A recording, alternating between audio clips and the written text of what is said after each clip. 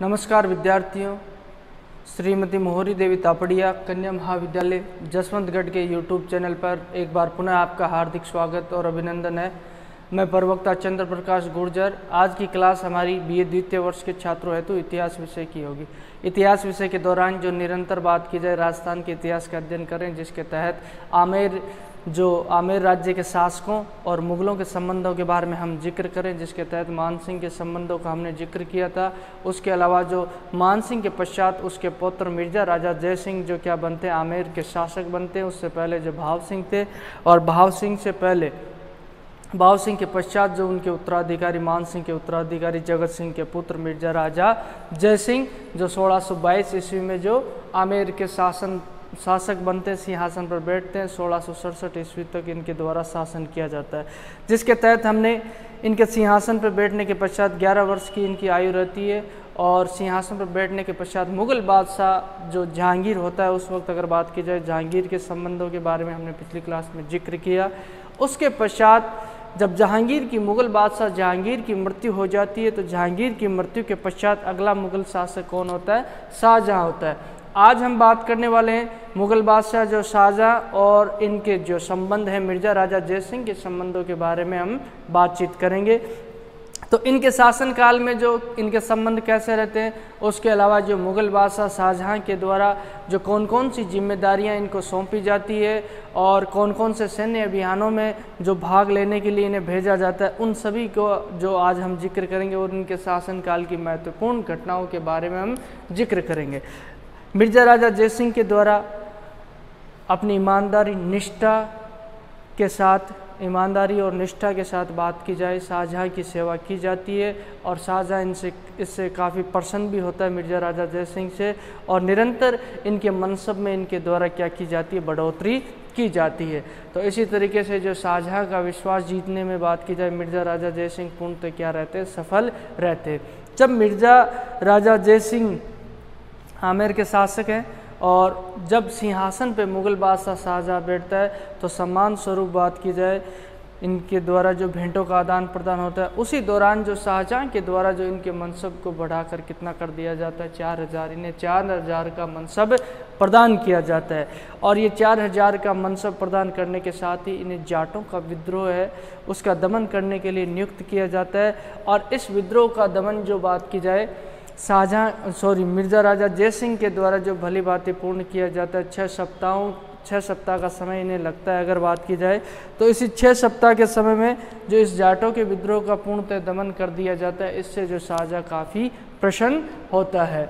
और उसी दौरान जब दक्षिण भारत में इनकी नियुक्ति रहती है, जैसा कि हमने देखा जहांगीर के द्वारा जो पहली नियुक्ति इन्हें कहाँ दी जाती है? दक्षिण भारत में दी जाती है। तो उसी दौरान ये दक्षिण भारत में रहते हुए भी शाहजहां के समय इनके द्वारा जो बुरहानपुर है, वहाँ पे जो मुगलों के विरुद्ध शत्रु सेना थी, उसका जो भली भांति जो इनके द्वारा मुकाबला किया जाता है और शत्रु सेना को दबाए रखने में अपनी भूमिका निभाई जाती है। तो दक्षिण भारत में इनको जो जिम्मेदारी दी जाती है, उसका भी भली भांति इनके द्वारा निर्वहन किया जाता है। 1629 ईस्वी में जो इनको बहुत बड़ी जिम्मेदारी दी जाती है, स्वतंत्र रूप से बात की जाए, पहली बार जो मुगल साम्राज्य की पश्चिमोत्तर सीमा है, वहाँ पे तुम देखोगे अफगान लोग रहते हैं और निरंतर उनका जो विद्रोह होता रहता है। बात की जाए तो क्योंकि ये जो मुगलों से पहले अफ़गानों का शासन था, यानी कि लोधी कौन थे? अफ़गानी थे। और इनके द्वारा ये बार बार यही दावा किया जा रहा था कि इनके द्वारा जो दिल्ली के सिंहासन पर इनका अफ़गानों का अधिकार है। तो इन अफ़गानों के द्वारा समय समय में विद्रोह किए जाते हैं। जैसे हमने देखा उड़ीसा, बांग्लादेश में जो बंगाल में ये बस गए थे, फिर भी इनका विद्रोह जारी रहता है। तो इसी तरीके सीमांत प्रदेश है जो पश्चिमोत्तर सीमा लगती थी मुगल साम्राज्य की, अगर बात की जाए वर्तमान पाकिस्तान का क्षेत्र, अफगानिस्तान का क्षेत्र है, वहाँ तक, तो वहाँ जो अफगान जाति के लोग रहते थे, उनके द्वारा निरंतर समय समय पर विद्रोह किए जाते। उसमें उज्बेक जाति थी, उसका विद्रोह होता है। तो उस जाति के विद्रोह का दमन करने के लिए जो जय सिंह की नियुक्ति की जाती है और जय सिंह के द्वारा भली भांति इस कार्य को पूर्ण किया जाता है और इनके विद्रोह का क्या कर दिया जाता है? दमन कर दिया जाता है। इससे जय सिंह की ख्याति और प्रतिष्ठा में क्या होती है? वृद्धि होती है। और ये जो मुगल बादशाह शाहजहां का क्या बन जाता है? और विश्वास पात्र बन जाता है। ठीक है। अब इसके पश्चात इसे जो 1630 ईस्वी में दक्षिण भारत में जो खानेजा है, इसके विरुद्ध जो एक विशाल सेना भेजी जाती है मुग़ल बादशाह शाहजहाँ के द्वारा अगर बात की जाए, तो उसी दौरान जो विशाल सेना भेजी जाती है किसके विरुद्ध, खाने जहाँ के विरुद्ध, खाने जहाँ के विरुद्ध जो विशाल सेना भेजी जाती है, और उसी दौरान जो इन्हें भी एक सैन्य अधिकारी के रूप में क्या किया जाता है, उसके साथ में भेजा जाता है और वहाँ इनके द्वारा जो अपनी प्रतिभा का परिचय दिया जाता है। और उसी दौरान इस युद्ध में जो बड़ी ही जो पराक्रम सूरवीरता के साथ ये लड़ते हैं, इससे क्या होता है, जो इनकी प्रतिष्ठा और बढ़ती है। अगर बात की जाए तो उसी दौरान जो ये सैन्य अधिकारी के रूप में जो इसके युद्ध कौशल की धाक जम जाती है, इनके द्वारा जो ज़बरदस्त युद्ध कौशल का परिचय दिया जाता है। और 1630 ईस्वी में जो खाने जहाँ हरावल का ये नेतृत्व करते हैं, हरावल और चंद्रावल जो सैन्य भाग होते हैं, जैसा कि हमने पहले भी जिक्र, हरावल जो सेना की अग्रिम पंक्ति होती है, चंद्रावल जो पीछे की पंक्ति होती है, तो अग्रिम पंक्ति में रहते हुए खाने जहाँ लोधी के विरुद्ध ज़बरदस्त संघर्ष किया जाता है और उसके पैर उखाड़ दिए जाते हैं और खाने जहाँ लोधी को वहाँ से भागने के लिए क्या कर दिया जाता है, मजबूर कर दिया जाता है। इससे शाहजहाँ और प्रसन्न होता है बात की जाए, और निरंतर इनके द्वारा जो बहुत ही अपनी निष्ठा के साथ जो मुग़ल बादशाह शाहजहाँ की जो सेवा की जाती है, और खाने जहाँ लोधी को यहाँ से भगा दिया जाता है और उसके पश्चात अहमदनगर व दौलताबाद पे क्या कर लिया जाता है, कब्जा कर लिया जाता है। इस क्षेत्र पे मुग़लों की सत्ता स्थापित हो जाती है, पुनः खाना जहाँ लोधी से ही इस क्षेत्र को छीन लिया जाता है। उसके अलावा जो बालघाट का प्रदेश है वो उस क्षेत्र में बच जाता है। वहाँ पे जो मराठा सरदार होते हैं, कौन, शाहजी भोंसले, उनका अधिकार होता है, ठीक है। और मराठा सरदार शाहजी भोंसले जो शिवाजी के पिताजी है बात की जाए तो, अब शाहजी भोंसले उनका जो परेंडा का दुर्ग है उस पर अधिकार था, नियंत्रण, और परेंडा के दूर से जो मुग़लों का क्या कर रहे थे, प्रतिरोध कर रहे थे। अब उस शाहजी भोंसले के विरुद्ध है जो मुग़लों की जो सैन्य कार्रवाई होती है, उसमें भी हम बात करेंगे मिर्ज़ा राजा जय सिंह की क्या रहती है, महत्वपूर्ण भूमिका रहती है, ठीक है। अब 1634 ईस्वी में जो शुजा है, शुजा की जो बात की, शाहजहाँ का पुत्र है शुजा, उसके नेतृत्व में जो क्या किया जाता है, सैन्य अभियान किया जाता है और उससे परेंडा के दुर्ग को चारों तरफ से घेर लिया जाता है। और एक मोर्चे पर नियुक्ति की जाती है, किसकी, मिर्ज़ा राजा जय सिंह की नियुक्ति की जाती है, और मिर्ज़ा राजा जय सिंह को भी भूमिका दी जाती है जो नेतृत्व शुजा कर रहा है यहाँ पे, और एक मोर्चे पे जो तैनात कर दिया जाता है मिर्ज़ा राजा जय सिंह को।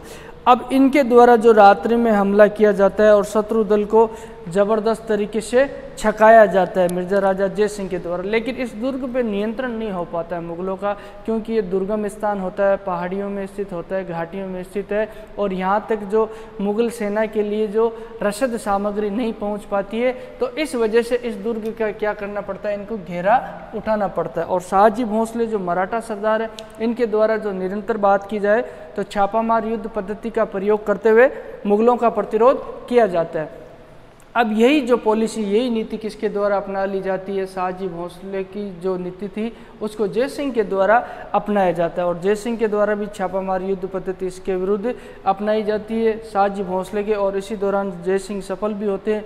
जय सिंह के द्वारा 300 सैनिकों को बंदी बना लिया जाता है, और इनकी जो रसद है, मराठों की रसद है 800 में जो बेलों पे लदी हुई रसद होती है, उसको क्या कर लिया जाता है, जब्त कर लिया जाता है। जब इस बात का पता शाहजहाँ को चलता है तो शाहजहाँ काफ़ी प्रसन्न होता है, और इस साहसी कार्यों से प्रभावित होकर, साहसी जो इसके कार्य हैं जो किसके, मिर्ज़ा राजा जय सिंह, उससे प्रभावित होकर उसके द्वारा मिर्ज़ा राजा जय सिंह का मनसब बढ़ाकर कितना कर दिया जाता है, 5000 कर दिया जाता है।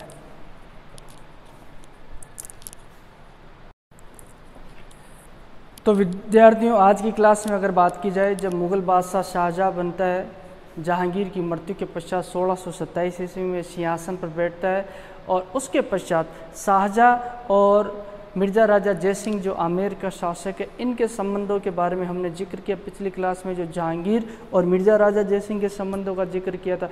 जब ये सिंहासन पर बैठता है तो सिंहासन पर बैठने के पश्चात जो शाहजहाँ के द्वारा जो जिम्मेदारियां दी जाती है उनको भली भांति इसके द्वारा क्या किया जाता है, पूर्ण किया जाता है, और शाहजहाँ की सेवा बड़ी जो निष्ठा के साथ, ईमानदारी और निष्ठा के साथ की जाती है, और निरंतर ये जो क्या करता है, शाहजहाँ का विश्वास पात्र बनता जाता है, और मुग़ल बादशाह शाहजहाँ के द्वारा भी इसके मनसब में निरंतर क्या की जाती है, बढ़ोतरी की जाती है, इसके जो कार्यों से प्रसन्न होकर। तो मुख्यतः जो सैन्य अभियान है जिनकी जिम्मेदारी दी जाती है। जैसा कि पहले देखा हमने कि जाटों के विद्रोह का दमन करने की जिम्मेदारी किसको दी जाती है, मिर्ज़ा राजा जयसिंह को। इसको इनके द्वारा बखूबी निभाया जाता है और 6 सप्ताह में जो जाटों का विद्रोह उसका दमन कर दिया जाता है। इससे मुग़ल बादशाह जो शाहजहाँ की नज़र में इनकी इज्जत बढ़ती है। अगर बात की जाए उसी दौरान जो बुरहानपुर में जो ये नियुक्ति इनकी पहले से हो रखी थी, तो बुरहानपुर में जो शत्रु सेनाओं को 2 वर्षों तक रोके रहने में भी ये सफल रहते हैं, उनका प्रतिरोध भी करते हैं मिर्ज़ा राजा जयसिंह। उसके अलावा जो 1629 ईस्वी में जो पश्चिमोत्तर सीमांत है क्षेत्र, वहाँ अफ़गानों का जो विद्रोह होता है, उस अफ़गानों के विद्रोह को दबाने के लिए इन्हें भेजा जाता है और इनके द्वारा जो उस विद्रोह का जो सफलतापूर्वक दमन कर दिया जाता है। इससे जो बात की जाए शाहजहाँ काफ़ी प्रसन्न होता है और इससे इनकी प्रतिष्ठा में क्या हो जाती है, बढ़ोतरी हो जाती है। यहाँ से बात की जाए मिर्ज़ा राजा जयसिंह की जो ख्याति और प्रतिष्ठा में बढ़ोतरी हो जाती है। उसके अलावा दक्षिण भारत में खाने जहाँ के विरुद्ध भी इन्हें नियुक्त किया जाता है और इनके द्वारा जो अपने पराक्रम और शौर्य का परिचय देते हुए खाने जहाँ विरुद्ध के खिलाफ जो बात की जाए अपने रण कौशल का परिचय दिया जाता है। और सूजा के